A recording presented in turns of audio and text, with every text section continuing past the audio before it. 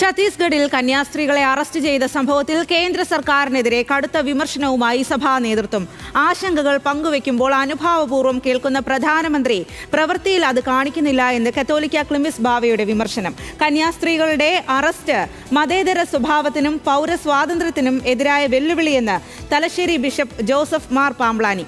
ജനാധിപത്യ വ്യവസ്ഥയ്ക്കു നേരെയുള്ള കയ്യേറ്റമാണ് നടന്നതെന്ന് റാഫേൽ തട്ടിൽ പ്രതികരിച്ചു. സിസ്റ്റർമാർക്കെതിരെ കേസെടുത്തതിൽ ഗൂഢാലോചനയെന്നും കൂടുതൽ വകുപ്പുകൾ ചേർത്തതായും CBCI വ്യക്തമാക്കി.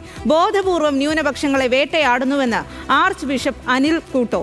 ക്രൈസ്തവ സമൂഹത്തിന്റെ ഭയം ഒഴിവാക്കാൻ കേന്ദ്ര സർക്കാരിന് ഉത്തരവാദിത്തമുണ്ടെന്ന് CSI ബിഷപ്പ് മലയിൽ സാബു കോശി പറഞ്ഞു. കേന്ദ്ര സർക്കാർ ക്ഷണിക്കുന്ന വേദിയിൽ പ്രതിഷേധം അറിയിക്കേണ്ട സാഹചര്യമുണ്ടായാൽ പ്രതിഷേധിക്കുമെന്നാണ് ഓർത്തഡോക്സ് സഭാ സെക്രട്ടറി ബിജു ഉമ്മന്റെ പ്രതികരണം. ഇവിടെ ചോദ്യം ചെയ്യപ്പെടുന്നത് രണ്ട് വ്യക്തികളുടെ സഞ്ചാര സ്വാതന്ത്ര്യമല്ല, നമ്മുടെ ദേശത്ത് അനുഭവിച്ചു വരുന്ന മതസ്വാതന്ത്ര്യത്തിന്റെയും ഭരണഘടന അനുവദിച്ചിരിക്കുന്ന ജീവിതക്രമത്തിന്റെയും എല്ലാം നേരെയുള്ള പ്രത്യക്ഷമായ കടന്നുകയറ്റമാണ്. അതിന്റെ വെളിച്ചത്തിൽ ഭരണഘടനയെ തന്നെ, ഈ രാജ്യത്തിന്റെ സംസ്കൃതിയെ തന്നെ വെല്ലുവിളിക്കുന്ന പ്രവർത്തനമാണ് നടന്നിരിക്കുക.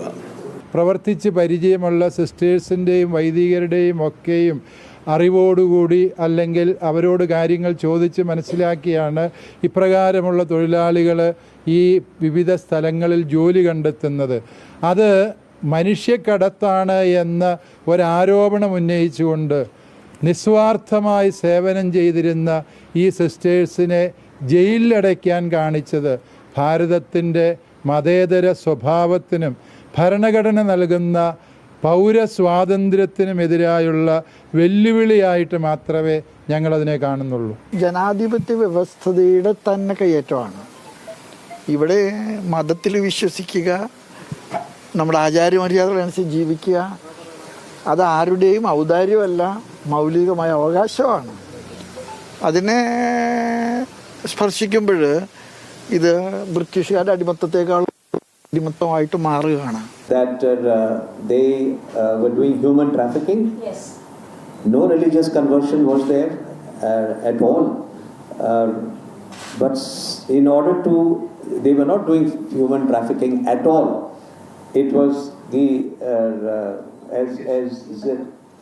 as it has been explained, to give employment to these two girls, and that was all. And every Indian citizen has a right to seek employment wherever it be, and so they were going for employment.